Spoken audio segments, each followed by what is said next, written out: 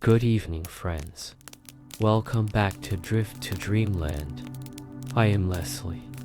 Tonight the world is moving too fast outside, so we are going to slow it down. We are going to turn the clock back nearly 100 years, to a time of silence, to a time of grace, kaizen, quiet resilience. Close your eyes. Take a deep breath. Let the tension in your shoulders drop. Imagine you are listening to this on an old radio. The tunes are warming up. A soft static hums in the air. You are safe here. Let us drift into the shadows of 1932. You open your eyes, but it is not truly light yet.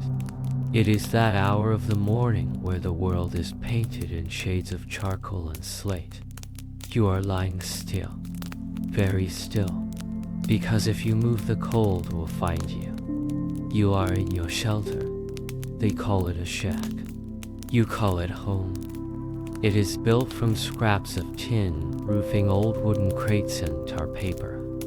It sits in the middle of Central Park in a place they now call Hooverville. Outside the wind is picking up. You can hear it whistling through the gaps in the walls. A thin, high-pitched, sorrowful sound. The air inside smells of damp wool, sawdust, and the faint, lingering scent of a wood fire from last night. You can see your breath. Every time you exhale, a small cloud of white mist rises and disappears. You are wearing everything you own. An undershirt, a flannel shirt, a wool sweater with a hole in the elbow, and your heavy coat. And still the winter of 1932 finds a way to touch your skin. You lie there for a moment staring at the ceiling. It is made of a flattened cardboard box. You can still read the faded letters on it, fragile. Handle with care, just like you, just like everyone here. You gather your strength. 1 to 3. You sit up. The blanket slides off. It is an old army blanket, rough and scratchy, but you'll miss its weight immediately. Now begins the morning ritual, the most important part of your day. Your shoes. You reach for them. They are stiff with cold. Leather shoes, brown, once polished, now scuffed and cracked like dry earth. You turn the left one over. There is a hole in the sole right in the center, shaped like an egg. Yesterday you felt the wet pavement through that hole. Today you will fix it. You reach for the stack of newspapers in the corner. The New York Times. October 1929. Ancient history. You tear off a page. The paper feels brittle and cold. You fold it once, twice, 3 times. You shape it carefully to fit the bottom of your shoe. They call this the Hoover sole. Paper against the concrete, news against the ice. You slide your foot in. It feels tight but safer. You tie the laces. The laces are frayed, tied together in knots where they snapped before. You pull them gently. You cannot afford for them to break today. You stand up. Your knees crack. You walk to the small iron stove in the corner of the shack. It is cold. There is no wood left. You check the tin coffee pot. You shake it. A sloshing sound. Good. There is still some left from yesterday. You don't heat it. You can't. You put the dark liquid into your tin cup. It is black and cold and bitter. It tastes of burnt grounds and metal, but it is something. It coats your tongue. It wakes up your stomach. It tells your body that you are alive. You step to the door. It is just a piece of plywood on leather hinges. You push it open. The morning air hits you like a slap. It is crisp, clean, and merciless. You look out at the village. Rows and rows of shacks, smoke rising lazily from tin chimneys, men coughing in the distance. The sun is trying to break through the gray clouds. A pale, watery yellow light. It offers light, but no heat. You begin to walk. You leave the park and step onto the paved streets of New York City. The city is waking up, but it is a quiet waking. There is no roar of engines, no shouting, just the sound of footsteps. Thousands of leather soles hitting the pavement. Click, clack, click, clack, click. A rhythm of desperation. You pass the tall buildings, the skyscrapers. They soar up into the mist made of granite and steel. Art Deco giants. They look so strong, so permanent. While you in your coat that is 2 sizes too big feel like a ghost. You pass a shop window. You see your reflection. A gray hat pulled low. A collar turned up. Eyes deep set and tired. You look away. You don't like looking at ghosts. You keep walking. 40 blocks. 50 blocks. You don't feel the distance anymore. Your legs just move. It is a habit. If you keep moving, you cannot think. If you keep moving, you are still trying. You arrive at the docks. The smell of the ocean mixed with oil and rotting fish. The fog is thicker here. It clings to the ships. Massive dark shapes resting in the water. There are already 100 men here, standing by the chain-link fence, waiting. You take your place in the line, shoulder to shoulder. The man next to you is wearing a suit. The cuffs are frayed and there is a stain on the lapel, but it was once an expensive suit. He holds a briefcase. You wonder what is inside. Probably nothing. Maybe a sandwich. Maybe just air. He clutches it like it holds gold. It is his dignity. The foreman comes out of the shed. A big man with a clipboard. The crowd shifts. A ripple of energy goes through the line. Everyone stands a little taller. Everyone tries to look strong. I need for men, the foreman says. His voice is flat. Lord, he points. You, and you. He does not point at you. He does not point at the man with the briefcase. The gate closes. The lock clicks. That sound, the click of the lock, is the loudest sound in the world. It is the sound of a door closing on today. The crowd disperses. Slowly. No one complains. No one yells. There is no energy for anger. Just a heavy, silent resignation. You turn around, and you start walking again. It is mid-morning now. The city is fully awake. You walk past a street corner. There is a man standing there beside a wooden crate. He is selling apples. Bright red polished apples. They look like jewels against the gray street. 5 cents, a sign says. You put your hand in your pocket. You feel the coin there. A nickel. Your lucky nickel. You rub your thumb over the surface of the coin. It is smooth and cold. You could buy an apple. You can imagine the taste.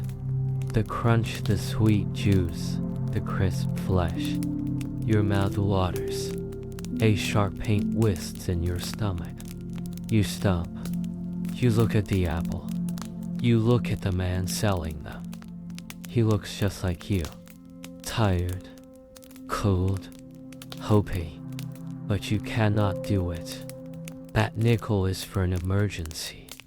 That nickel is the line between having something and having nothing. You take your hand out of your pocket. Empty. You nod to the man. He nods back. And understanding. You walk on. The red apples fade behind you. Your feet are hurting now. The newspaper inside your shoe has shifted. It is bunched up under your heel. You need to rest. You see the public library. Big stone lions guarding the entrance. You walk up the stairs. You push through the heavy revolving doors. Warmth.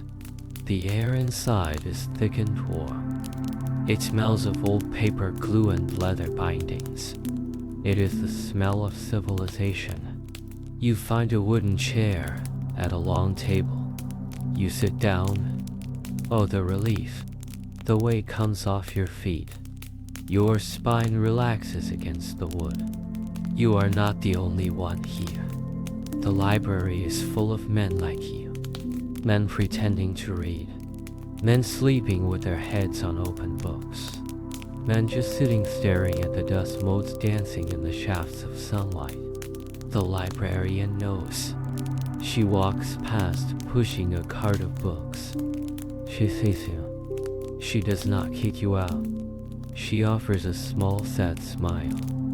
This is a sanctuary. For an hour you are not a homeless man. You are a scholar, a reader, a citizen. You pick up a magazine. National Geographic. Pictures of a jungle. Green trees. Bright birds. You lose yourself in the green. You drift away from 1932. Noon, the clock on the wall ticks. The hunger is no longer a sharp pain. It is a dull, heavy ache, like a stone in your gut. You have to leave the warmth. You have to find food. You go back out into the cold. You walk to the soup kitchen on 42nd Street. The line wraps around the block. You join the end of it. You move forward inch by inch. It takes an hour, but you have time. You have nothing but time. Finally, you reach the front. A lady in a white apron hands you a bowl. It is tin, dented. Lure, mulligan stew, they say. You look into the broth. It is thin, pale brown. You see a piece of potato, a slice of carrot, maybe if you are lucky a scrap of beef. But mostly it is water and hope. You find a spot to stand. You lift the spoon. The steam hits your face. It smells of salt and boiled onions. You take a sip. It is hot. Scalding hot. It burns your tongue and it feels wonderful. You eat slowly. Every drop is precious. You wipe the bowl clean with a piece of stale bread. You feel a little better. A little stronger. The stone in your stomach is lighter. The afternoon stretches out, long and empty. You walk through the park. You keep your eyes on the ground. Looking. Always looking. For a coin dropped by mistake. For a newspaper you haven't read. For a cigarette butt. There, near a park bench, a cigarette end. Someone threw it away but only half smoked. Bumper shooting, they call it. You pick it up quickly. You brush off the dirt. You put it in your shirt pocket. A treasure. Tonight after dinner you will smoke it. You will have 10 minutes of luxury. You sit on a bench. You watch the pigeons fighting over a crumb. They are hungry too. You watch the fancy cars doctored by on 5th Avenue. Shiny black cars, chauffeurs in cabs. A lady in a fur coat laughs inside the car.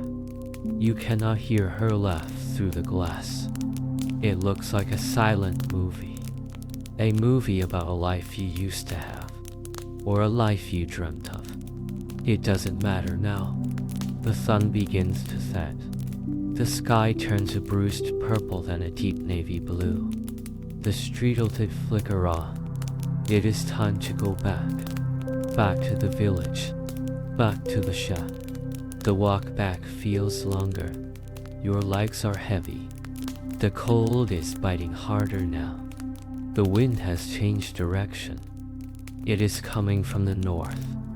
It carries the smell of snow. You enter the Hooverville. Fires are burning in oil drums.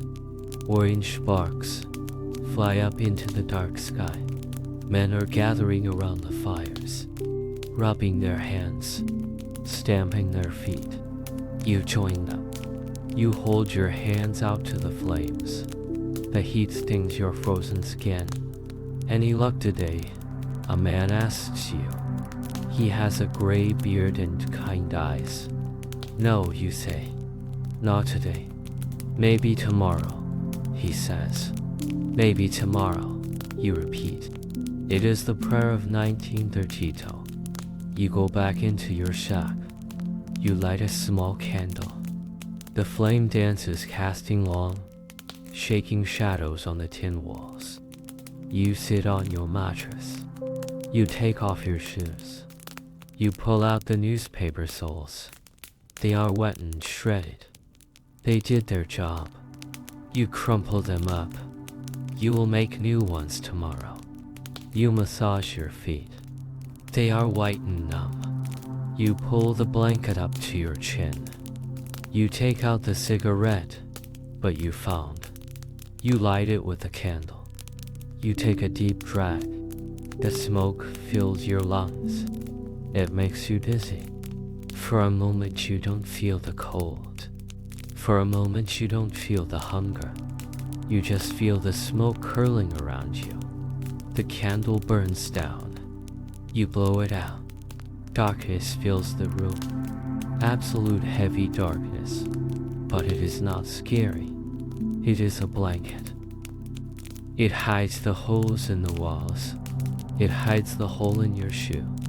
It hides the worry in your eyes. You listen to the sounds of the night. A dog barking in the distance. The rumble of the subway, train deep underground far away. The breathing of the city. You survive. You made it through another day. You walked the miles. You stood the lines. You fought the cold. And you are still here. Your body begins to relax. Drifting, sinking into the mattress. The hunger fades into a dream. The cold fades into a memory. You are safe now. Sleep. Drift off. Tomorrow is a new day. And tomorrow the sun will rise.